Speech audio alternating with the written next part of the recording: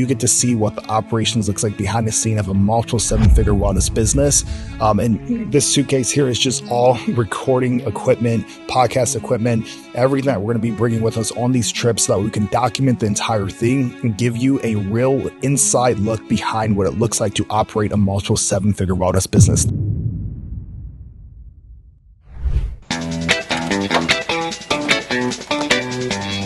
We are here at DFW Airport, about to start our 90-day blitz, visiting seven-figure med spas all across the country. And so the first stop, we are heading to Pasco, Washington to see Sculpt Wellness. It's a 2-location chain. They're doing over $3 million per year. $1.2 million of that is just recurring revenue on medical weight loss alone. So super pumped to be able to get in there, help them build out their sales system, and take you on the journey.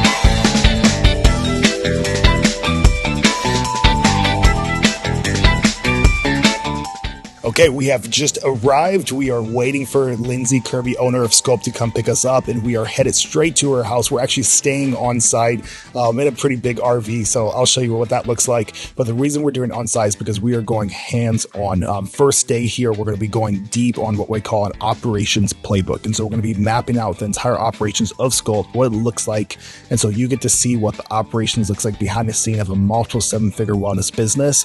And this suitcase here is just all recording equipment, podcast equipment, everything that we're going to be bringing with us on these trips so that we can document the entire thing and give you a real inside look behind what it looks like to operate a multiple seven-figure wellness business. The ugly, the good, just everything in between. So excited to take you on this journey. It's going to be a packed 3 days. Can't wait for you to see it all. Okay, we have arrived at our destination. You're probably wondering, where's the hotel room? Why am I in a garage? Well, we're actually here. We're staying on site at the client's house. We're going to be in their RV here, which is going to be pretty fun. So something unique, something I've never done before. But we figured it's going to be really cool to stay on site because throughout these days, we're going to be doing a lot of consulting with Lindsay Kirby herself, the owner of Sculpt. And the first day is actually going to be here on site at our house. So let's come in. Let's check out where we're staying.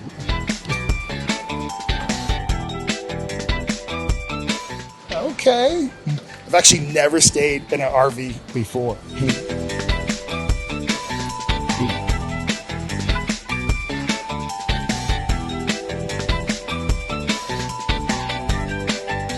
I have to say, this might be better than a hotel room. We got a full kitchen set up. We got a full king-size bed in there. So, hey, we're not going to be doing much sleeping anyways, but this is going to work.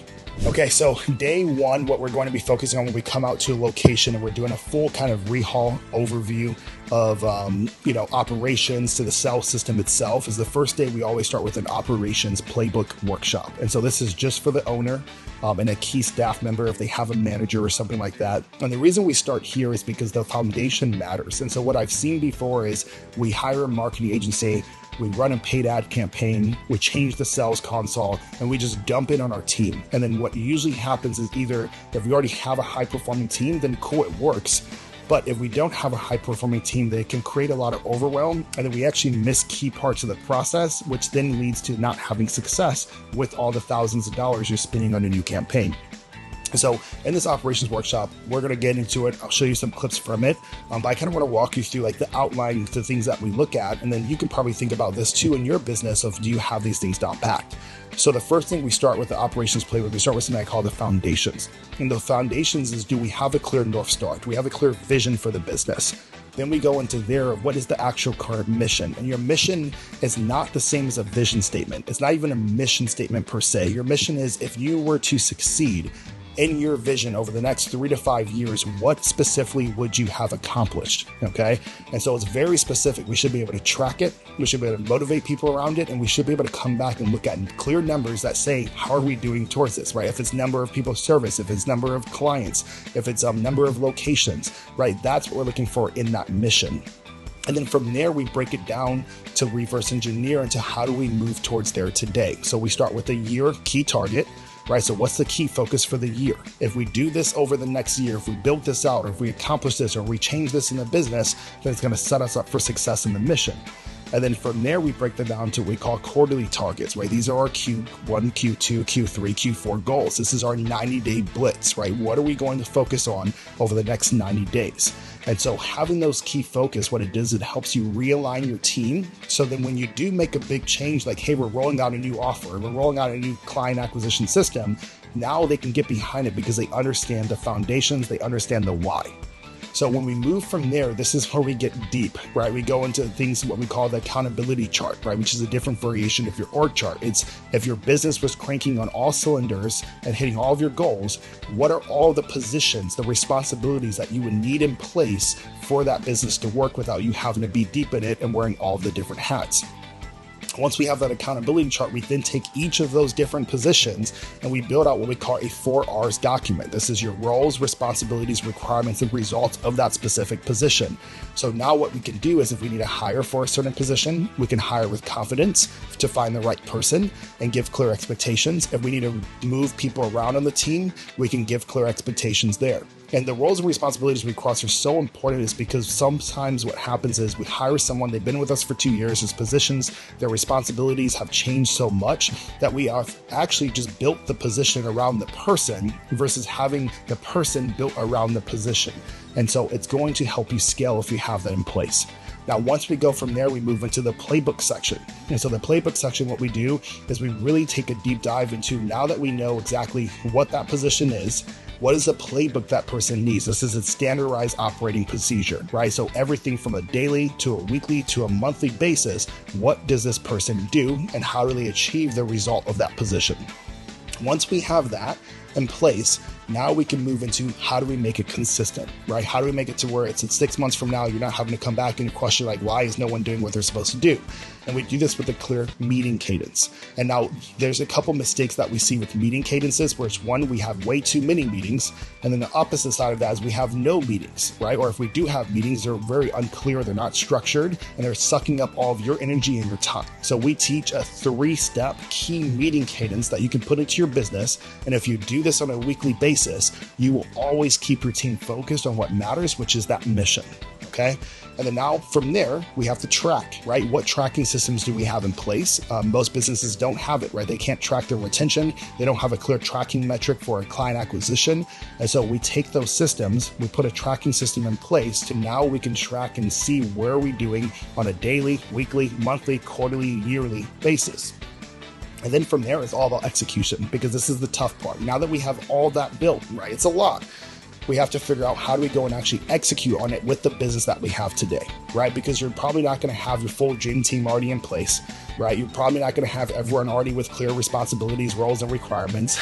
So how do you now take all this information and actually execute in a way where it doesn't overwhelm your team, but it excites them and it moves you closer towards your goal, but most importantly, has your team pushing that momentum.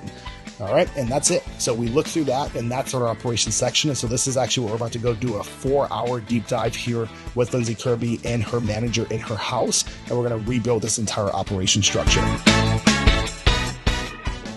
10%, when you did that, you divided 1 by 10, you have 2 years there. So when we put that formula together, you now know your LTV. And your LTV is so important because if you know someone is worth, over the span of their life, they're worth $5,000 to you in that spot, would you spend $1,000 to get that client in the door? If you know you have an 80% margin. Absolutely. All right, so like it helps you. Now this is more for you than your team. Okay. This is more for you as the owner to know, like, what is my LTV look like? Because your LTV is really important, because you know your LTV, you know your profit margin on that person. Now you know how much money it makes sense to spend. This is why like SaaS companies can like scale so fast, and because they know like this person's worth, they're starting with $100 membership, but over their lifetime value, they're worth this much to me. So like I'll spend $5 to get that person because I know I'm gonna be comfortable on that long term.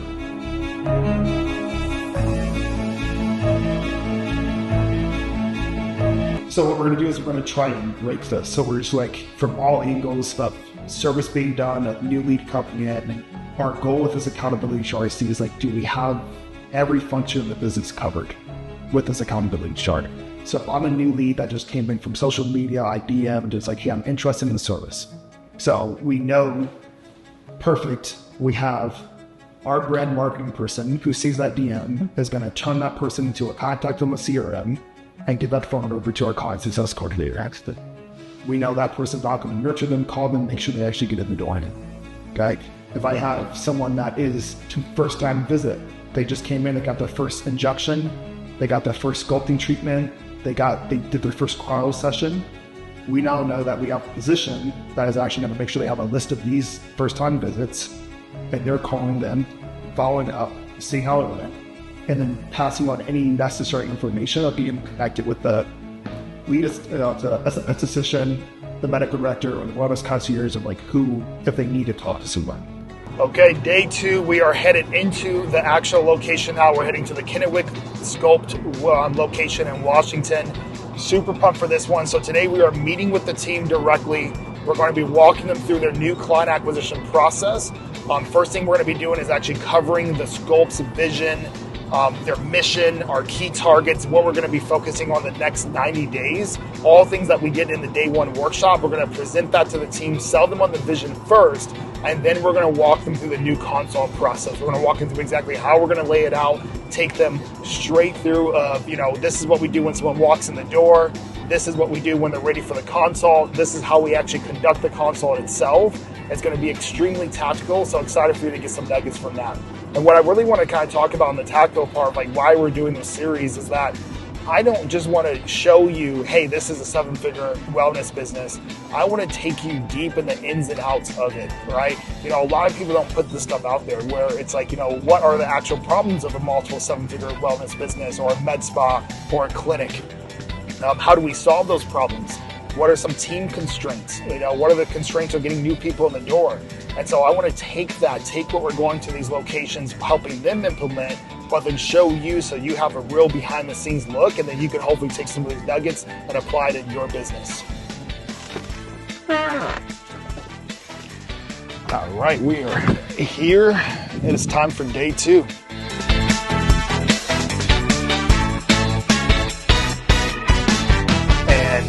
It was really interesting. So we came out with the intent of, hey, let's just teach client acquisition, right? Let's teach client acquisition and then talk, about how do we do ad shoots so we can have some ads that we can run for the marketing campaign that we're going to launch.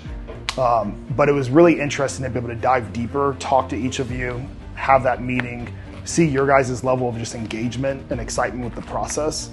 And it was just really cool talking with Lindsay about the future of Sculpt and where she wants to take it. They'd be like, oh, what are you doing? I seen you're doing this red light thing. What are you doing? And I would tell them how excited I was. And they're like, oh, but don't you miss being a nurse? And I just remember it kept happening and happening. I'm like, who said I wasn't a nurse anymore? Who made that decision? And that's why, for me, part of Sculpt's vision is to transform lives, but it's also, when I say redefine healthcare. And so those 2 things take time. They're not just overnight things, right? Cool, we have that lead, but someone has to contact that person and get them in the door, right? Get them excited about their first time visit. But then same thing otherwise, someone comes in for their first session for getting their shot for medical weight loss. Who's following up with that person afterwards?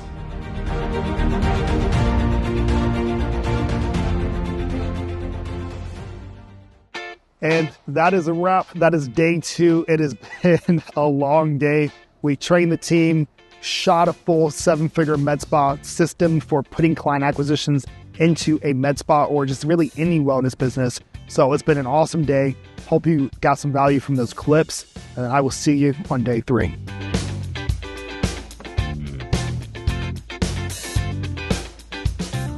Also, really cool when you get your client to let you borrow the truck.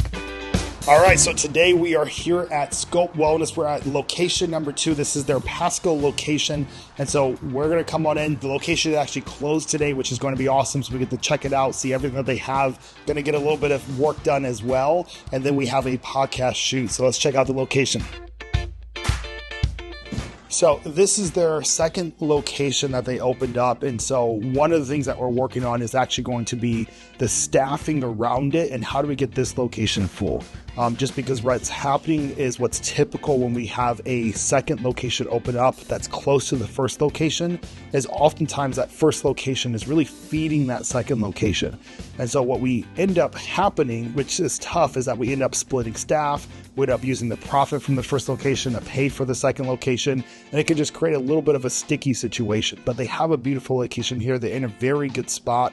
So with getting some key staff members in place, with putting in a cell system that's separate from the first location and that can operate on its own in this location, then we can fill this location up just like the first one. And so this is going to be it. We're going to set up right now for doing the podcast, and we're going to have a great conversation with Lindsay. Super excited for you guys to see that. How did you even get there? And then just tell a little bit of your story. Yeah, so my story is funny. It's definitely one of those zigzag roundabout ways. So I was like the clinic nurse, for a year and a half. Along the way, I had 3 babies myself. Life got busier too, but I loved my nursing career. Never even imagined being anything other than a nurse. That was definitely my identity, I was a nurse. A girlfriend of mine did this diet cleanse thing. This is about 2011, 2012. She did a diet cleanse thing and she lost the weight, but she kept raving about how much energy she had and how good she felt. So I tried it, felt amazing. It really helped me give me a jump start. And I did lose some pounds, but it was more that energy I had. I wanted to go for walks again. I felt like a better mom. I was craving actually clean food again. And so I felt so much better that I kept talking about this 12-day cleanse that I had done. So many people see that. So many people work hard. Yes. I always say, entrepreneurs, yeah, they work hard, but no one works hard like a blue-collar worker. And so for you, was there a flip to a switch? What made you believe in yourself to change your identity? I was always doing it out of a desire to help people because I was doing nutrition and weight loss. And so I really kept that my why was to help people. It was interesting. I got a lot of pushback from the people in my life at the time. More of a concern for me, you're drinking the Kool-Aid and they're kind of brainwashing you. Maybe the team's not as organized as it's supposed to be, right? Maybe people are a little bit confused on roles and things like that. Mm-hmm. But there's this core element of culture. You can only do these things if you have that culture where your team is actually engaged. Okay, so that is a wrap for the trip out here to Sculpt in Washington. Little perk here is getting an IV before we leave.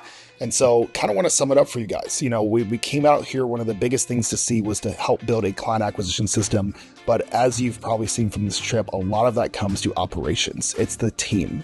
And I think one of my favorite things that, I always tell my team is that we're not here to necessarily build just a great product. We're not here to find what our next offer is or, who we're going to sell it to. The thing that we are here is to build a great company. Because if you build a great company, right, if you build great operations, if you build great culture, if you build great mission and vision, then what's going to happen is that it can last decades. The visionary companies, what they care about is that how do they last through? Because industries change, products change, your avatar changes, but if you build a great company, it will be here to stay. And so that's the mission here. So we hope that you guys got some value from this video. You're going to see more. We'll be traveling across the states to other 7-figure wellness businesses. If you are one of those 7-figure wellness businesses and you may not be our client already, but you want us to come out, you want us to secret shop, you want us to meet the staff, do acquisition workshops, and really do a deep dive in your business, go ahead, shoot me a DM, and we will talk.